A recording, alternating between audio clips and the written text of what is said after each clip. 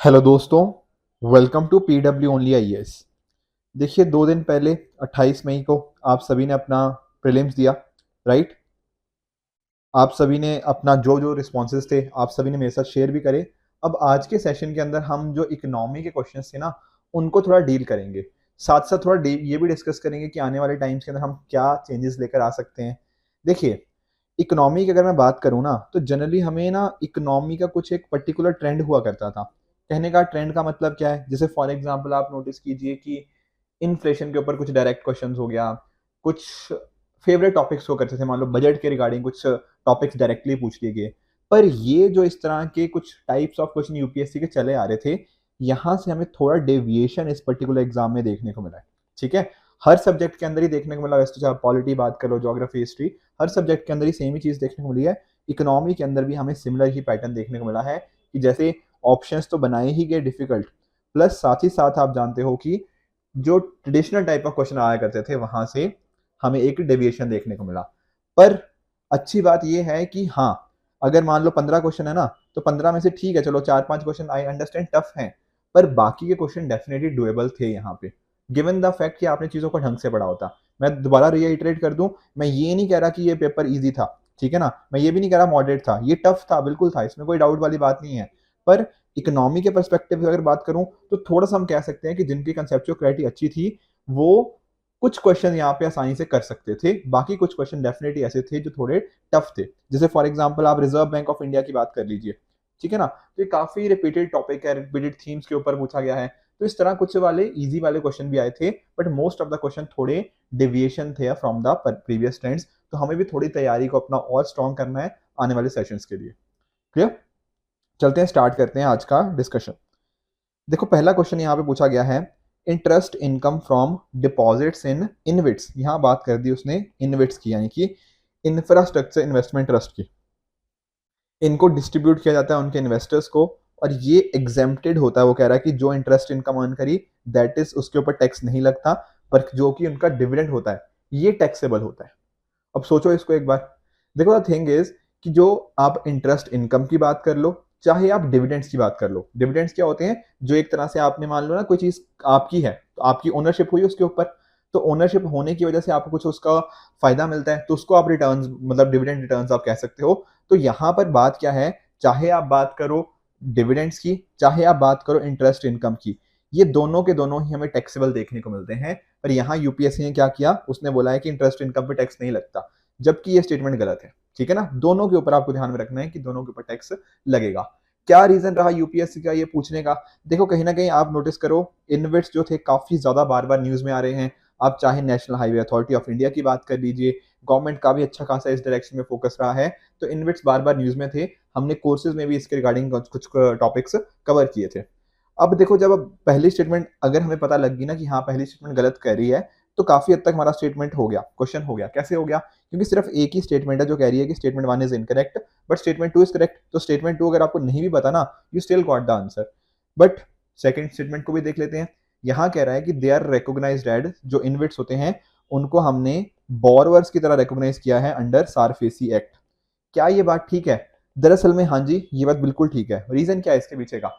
देखो, हम क्या कर रहे हैं ना कि जो इनविट्स हैं हम उनको थोड़ा अकाउंटेबल बनाने की कोशिश कर रहे हैं, एंड इस वजह से जो हमारे, मान लो आप एज एन इन्वेस्टर हो, आप एज एन इन्वेस्टर क्या करोगे, कुछ पैसा वगैरह डाल रहे हो, ठीक है, तो मान लो जो पैसा आपने डाला कल कुछ गड़बड़ हो गई, तो आपको कुछ एक तरह की एश्योरेंस भी तो होनी चाहिए।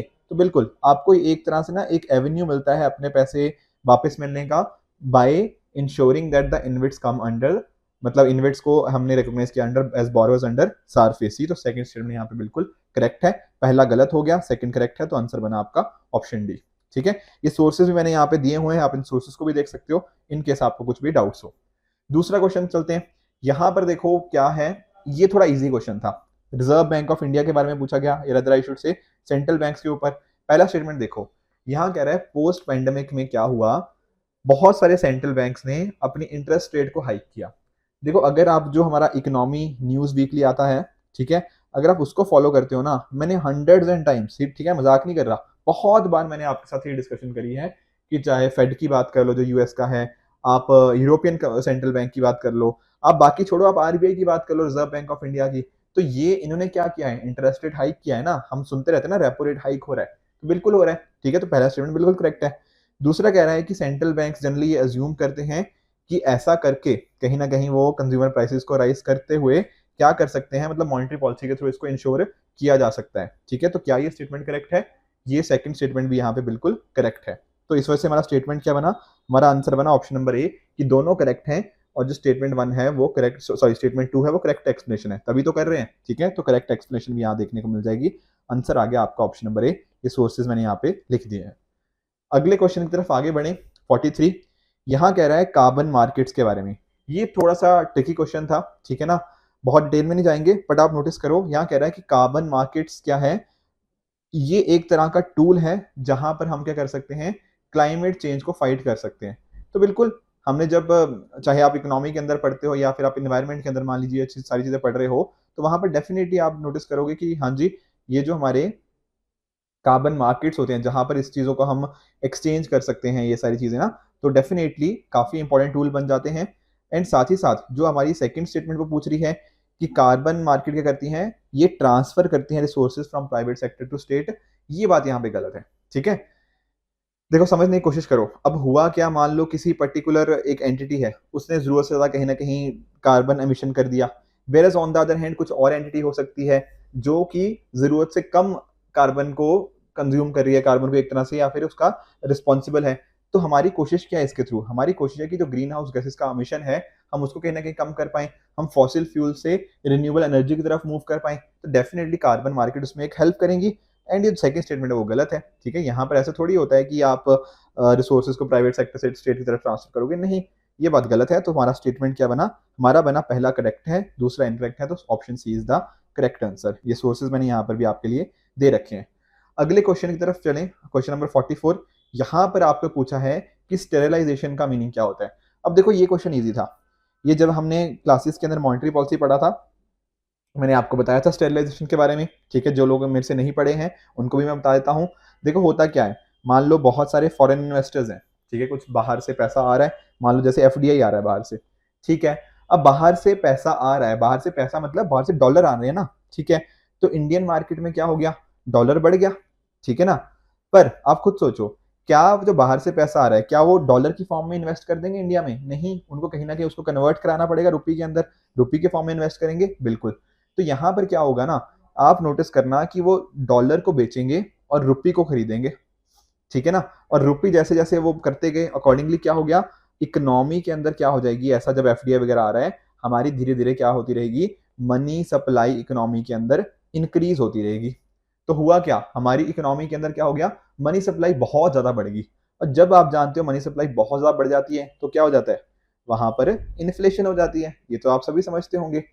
तो ऐसे टाइम के ऊपर आरबीआई क्या करेगा, आरबीआई करेगा ना कोशिश कि भैया जो बढ़ती हुई महंगाई है इसको हम एक तरह से कम करें। तो वो क्या करेगा, वो जो बढ़ी हुई मनी सप्लाई है उस मनी सप्लाई को कम करने की कोशिश करेगा। कैसे करेगा, वो बेचेगा बॉन्ड्स, बॉन्ड्स को आरबीआई सेल करेगा और बदले में पैसा ले लेगा।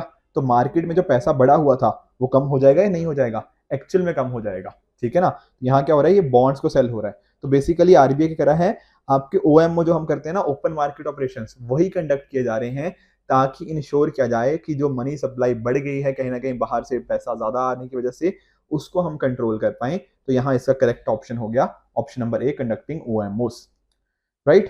क्वेश्चन नंबर 45 की तरफ आगे बढ़ते हैं। अब ये तो देखो बहुत ही डायरेक्ट क्वेश्चन था, ठीक है। ये भी हम ना, जब आप जानते हो कि जब हम बात करते हैं फाइनेंशियल मार्केट्स, हमने इसको भी डिस्कस किया था।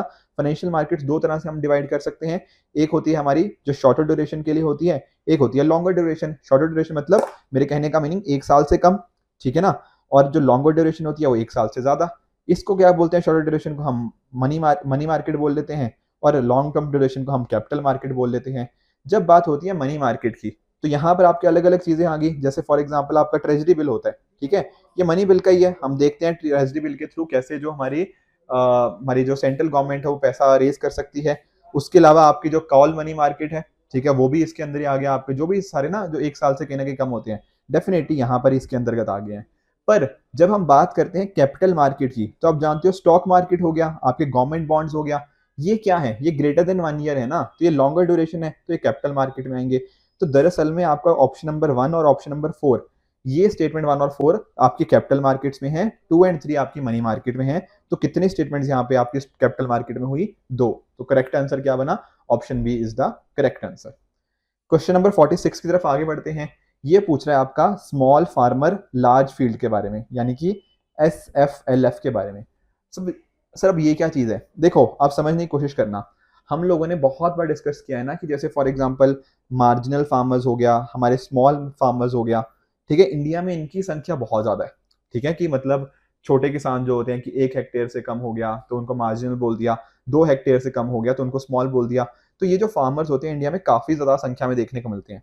अब क्योंकि ये छोटे छोटे किसान हैं तो इनकी जो बारगेनिंग पावर है ना, बारगेनिंग पावर ये काफी कम होती है, इनकी जो बारगेनिंग पावर होती है, ठीक है। अब ऐसे केस में मान लो जो बारगेनिंग पावर कम है, हम क्या चाहेंगे? हम डेफिनेटली चाहेंगे ना हमारे जो किसान हैं कहीं ना कहीं उनकी जो बारगेनिंग पावर है उनको इंप्रूव किया जा पाए। तो अगर मान लो ये हमारे जो फार्मर्स हैं उनकी हम एक ग्रुपिंग बना दे, ठीक है, एक उनका अगर एक ग्रुपिंग बन गई तो क्या होगा? वो एक यूनिट की तरह काम कर पाएंगे, ठीक है ना। और जैसे ही वो एक यूनिट की तरह काम करेंगे तो डेफिनेटली इनकी बार्गेनिंग पावर बढ़ेगी और ये अच्छे से नेगोशिएट कर पाएंगे।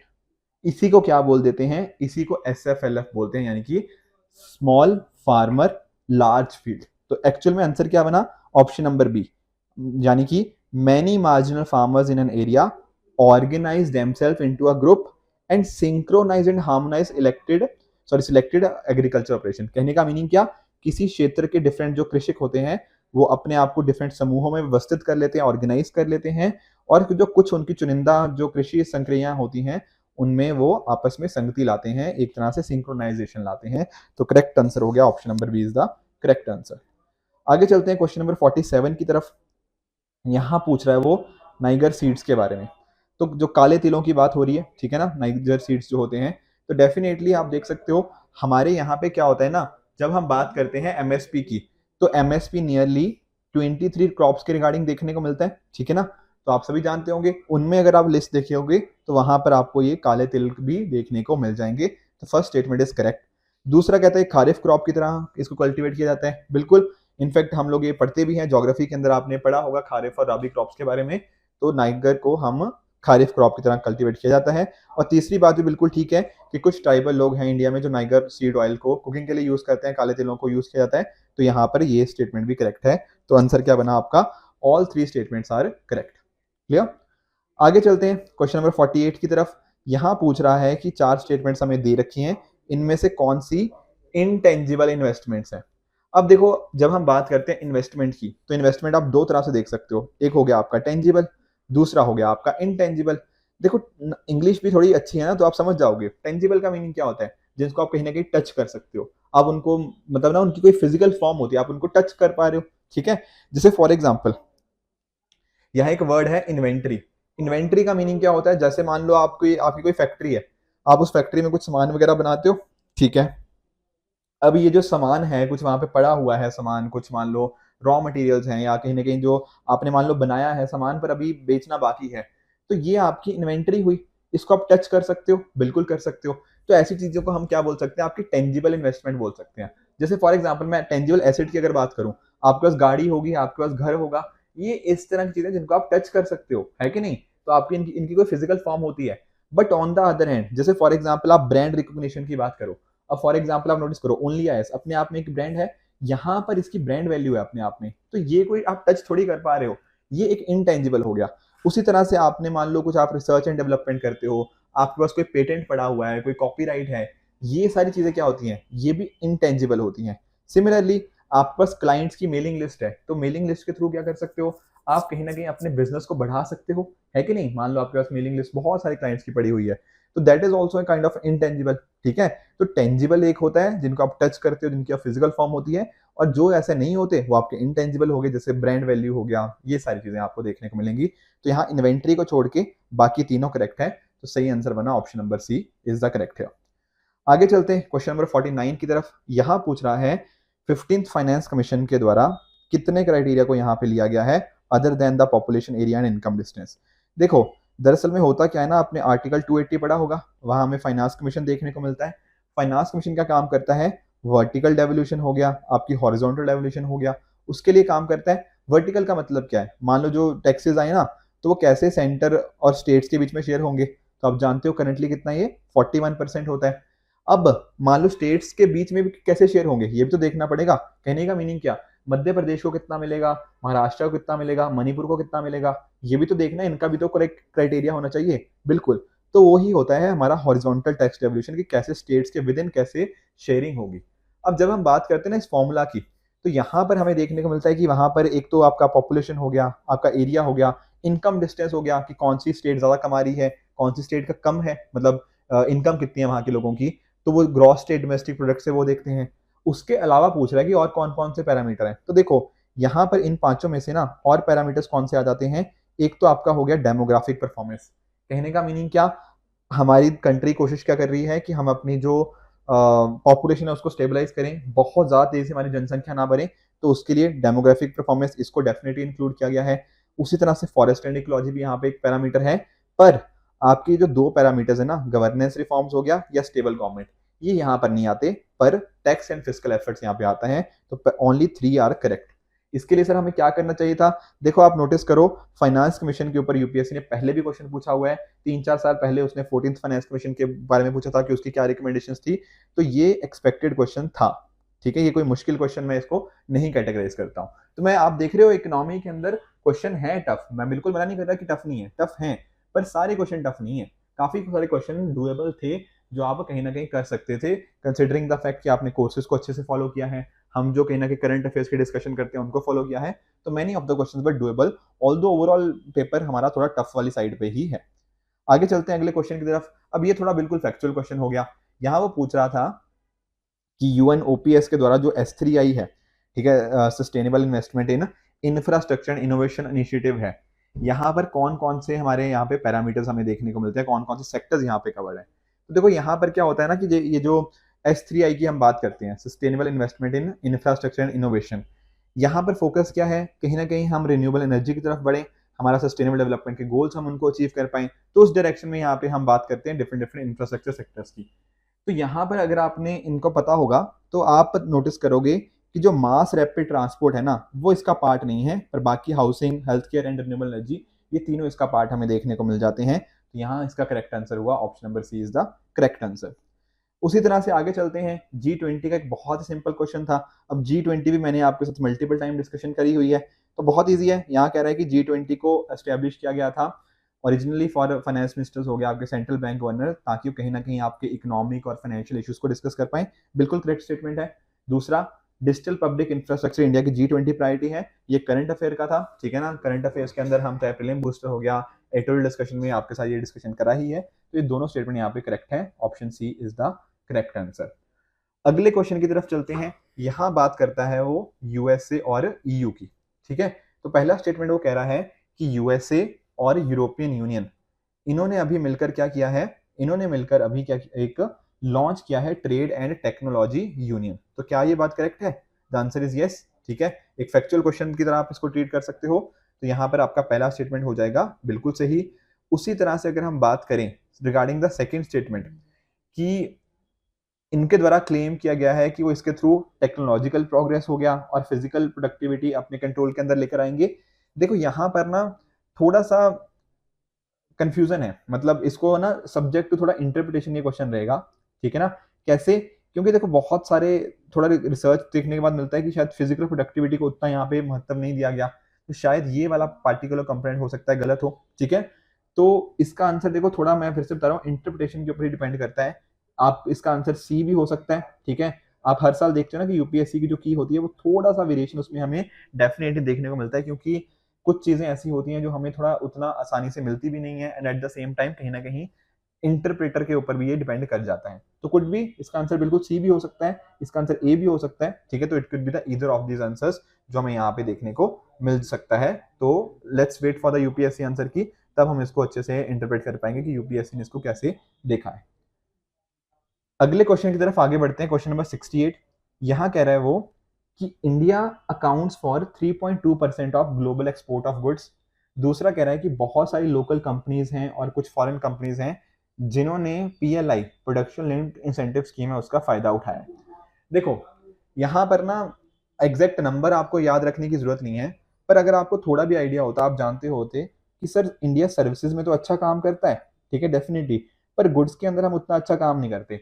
इनफैक्ट अगर मैं आपको नंबर बताऊं ना, तो लगभग वो 2% या उससे भी कहीं ना कहीं कम आएगा। तो इंडिया उतना अच्छा एक्सपोर्टर है नहीं गुड्स के मामले में।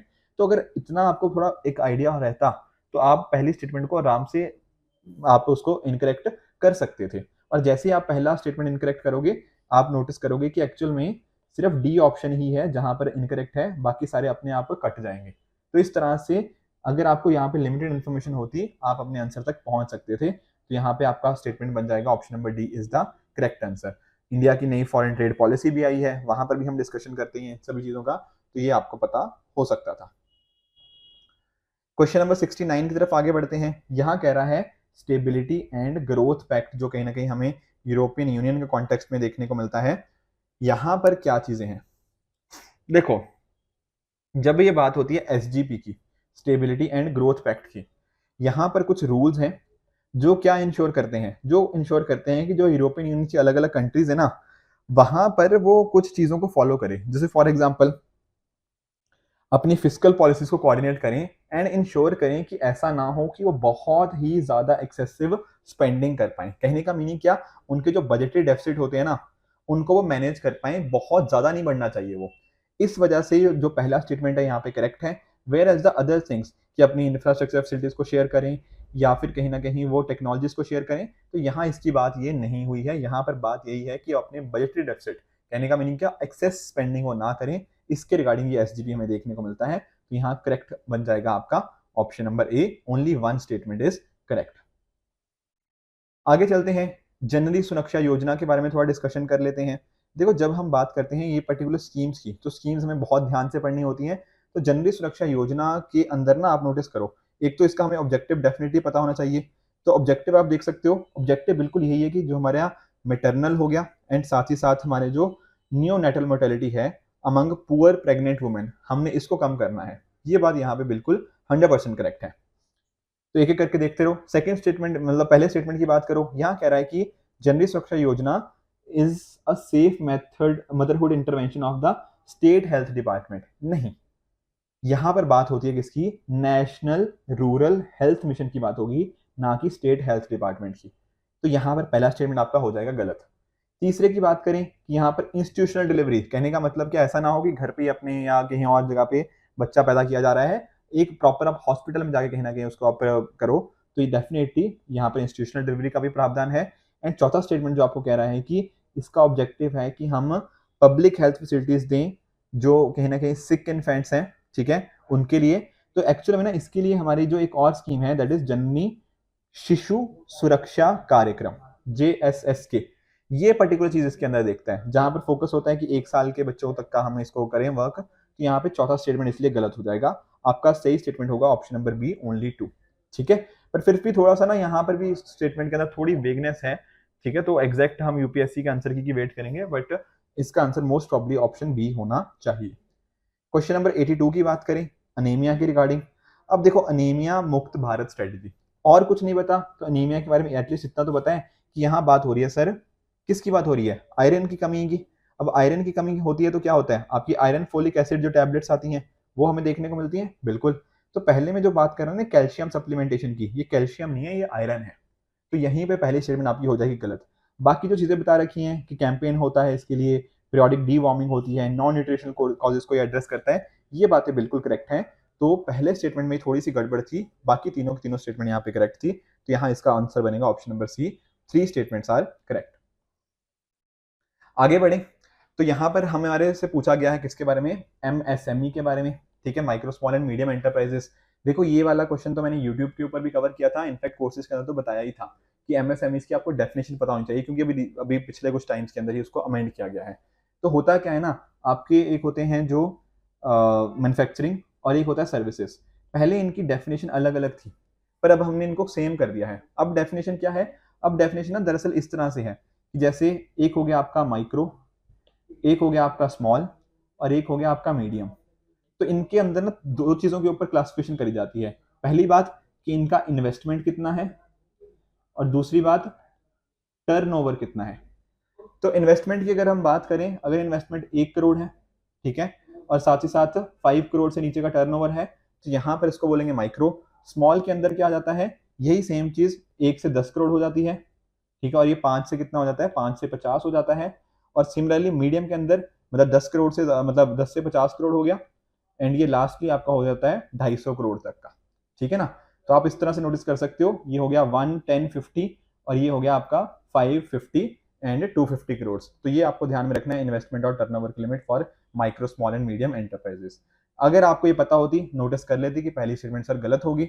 दूसरा वाला स्टेटमेंट है ना थोड़ा सा ट्रिकी है। कैसे ट्रिकी है, दरअसल में हमने जब पीएसएल पढ़ा था हमने देखा था कि हाँ एमएसएमईज को जो लोन होते हैं वो पीएसएल कैटेगरी के अंदर आते हैं, ये बात करेक्ट है। पर यहाँ पर ना इसने थोड़ा सा इसको एक्सट्रीम बनाने की कोशिश करी कि ऑल द बैंक लोन्स, यहाँ पे देखो थोड़ी बहुत कंडीशंस होती हैं, ठीक है, बट फिर से मैं बता रहा हूँ कि थोड़ा सा यहाँ पे इंटरप्रिटेशन के ऊपर है। आरबीआई की आपको बहुत गाइडलाइंस पढ़नी पड़ेंगी, कुछ पर्टिकुलर केसेस में हम उनको नहीं क्लासिफाई करते बट अदरवाइज जनरली इनको किया जाता है।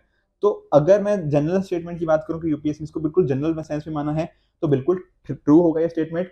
अदरवाइज अगर ऐसे इंटरप्रेट किया जा रहा है कि जितने भी लोन हो गया कितना भी हो गया तो कहीं ना कहीं स्टेटमेंट गलत भी हो सकती है। फिर से बता रहा हूं, this is again subject to interpretation by the UPSC, but इसका शायद मोस्ट प्रॉब्ली आंसर बी होना चाहिए, पर इसका आंसर डी भी देखने को मिल सकता है। कोई उसमें हमें बहुत ज्यादा मतलब नहीं हम देख पाएंगे क्योंकि वो प्योरली इंटरप्रिटेशन के ऊपर बेस्ड है। आगे चलें क्वेश्चन नंबर 92 की तरफ। यहां हमसे क्या पूछ रहा है, यहां उसने पूछा है हमसे कि central bank digital currency CBDC की अगर हम बात करते हैं ना तो सीबीडीसी के केस में कौन सी स्टेटमेंट ट्रू है। पहला कह रहा है कि अब पॉसिबल है कि हम पेमेंट्स कर पाएं बिना यूएस डॉलर या स्विफ्ट मैकेनिज्म के लिए। तो बिल्कुल हमारा देखो फोकस है क्रॉस बॉर्डर जो ट्रांजेक्शन है ना कहीं कैसे सीमलेसली हो पाए, तो नए नए मैकेनिज्म आ रहे हैं, तो यूएस डॉलर और स्विफ्ट के अलावा भी हम और भी तरीके आ रहे हैं जिसके थ्रू ये कर सकते हैं। तो पहला स्टेटमेंट करेक्ट है। दूसरा कह रहा है कि डिजिटल करेंसी को इस तरह से हम डिस्ट्रीब्यूट कर सकते हैं जहां पर एक टाइम फ्रेम होना चाहिए उसको स्पेंड करने के रिगार्डिंग। इनफैक्ट ना देखो ये न्यूज भी आई थी, चाइना इस तरह की चीजें डेवलप करने की कोशिश कर रहा है जहां पर ना हमारे पास क्या होगी, एक तरह की एक्सपायरी डेट होगी। अगर हम उस चीज को एक्सपायरी डेट तक नहीं यूज करते तो फिर वो खत्म हो जाएगी, मतलब उसकी एक्सपायरी होगी ना एक तरह से, जैसे हम दवाइयों की एक्सपायरी बोलते हैं उस तरह से इसकी भी एक्सपायरी की बात हो रही है। ये सेकंड स्टेटमेंट भी करेक्ट है, आंसर बना आपका option number C, both 1 and 2। आगे चलें क्वेश्चन नंबर 93 की तरफ। यहाँ वो पूछ रहा है बीटा के रिगार्डिंग, बीटा का मीनिंग क्या होता है फाइनेंस के अंदर। मैं आपको बहुत ही सिंपल सा एग्जांपल देता हूँ। जैसे मान लो ये है मतलब हमारी मार्केट में जैसे for example Bombay stock exchange की बात कर लो, एनएसए की बात कर लो, किसी की भी। यहाँ हो सकता है कि अगर आप नोटिस करो ना तो हो सकता है कि मार्केट का जो ऊपर जो रेट्स है मतलब मार्केट है वो ऊपर जा रही हो या नीचे जा रही हो, ठीक है ना, और बहुत धीरे धीरे जा रही हो। पर लेट्स से कोई XYZ स्टॉक है, ये बहुत ही तेजी से अचानक से ऊपर चला गया, तो होता क्या है ना, ऐसे चीजों को हम क्या बोलते हैं कि चीजों में बहुत ही वॉलेटिलिटी है। कहने का मीनिंग समझ आया, मीनिंग मैं दोबारा समझाता हूँ। जैसे मान लो ये मार्केट जो है ना, मार्केट की अगर हम ओवरऑल एवरेज की बात करें तो हो सकता है कि वो 1 यूनिट ऊपर जाए, पर ये कंपनी जो है इसका स्टॉक हो सकता है 2 यूनिट ऊपर जाए। तो यहाँ पर क्या हुआ, यहाँ पर बहुत तेजी से ऊपर गया या बहुत तेजी से नीचे आया, तो इसके रिगार्डिंग वॉलेटिलिटी बहुत ज्यादा है। इवन न्यूज में भी हमें ना कुछ ऐसे स्टॉक्स देखने को मिले थे पिछले कुछ टाइम्स के अंदर जिनके शेयर्स अचानक से बहुत तेजी से बढ़ रहे थे या बहुत तेजी से कम हो रहे थे, तो उसी चीज को बोलते हैं बीटा।